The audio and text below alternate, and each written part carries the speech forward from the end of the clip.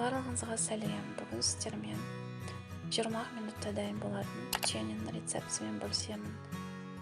Бұл рецепт маған өзіме өте ұнады. Басқа печенье рецептеріне қарағанда шынымен де күшті шығады, дәл сол рецептегідей шығады. Ең алдымен еріп тұрған сары майды мен қантымызды жақсылап араластырып аламыз.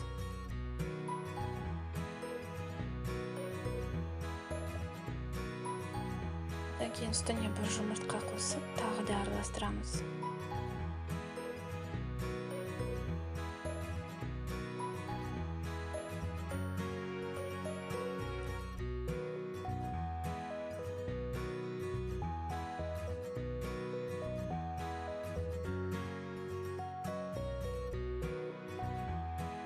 Ванилин қосамыз.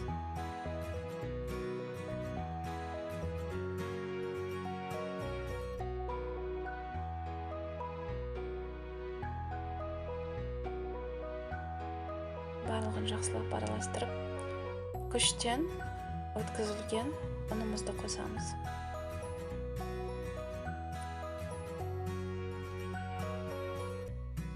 Ингредиенттердің мөлшерін видеоның астындағы описаниеда жазып кетемін.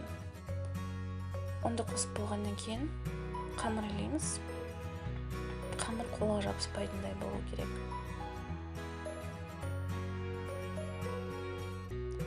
Міне осындай болып шығады қамыр.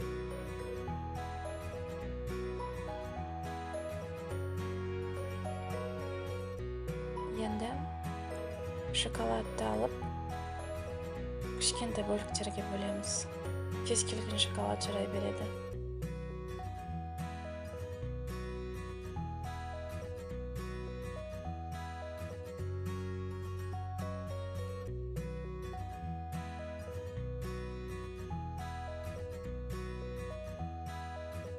Шоколадның жартысын қамырға қосамыз, жартысын алып қоямыз.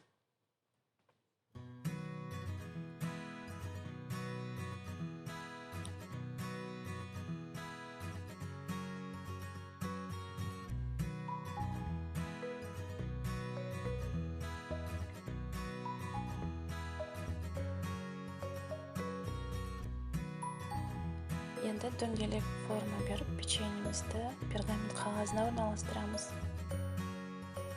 Пешті алдын ала қыздырып қоямыз, 200 градусқа дейін. Және де жаңағы қалған шоколадты осы печеньенің үстіне қойып шығамыз. Печенье шамамен 20-30 минутта піседі. Видеоны соңына дейін қарасаңыздар, каналыма подписка жасап, видеоға лайк пен комментарий жазып кетуді ұмытпаңыздар. Міндетті түрде жасап көрсеңіздер болады. Өте дәмді болып шығады. Ас болсын.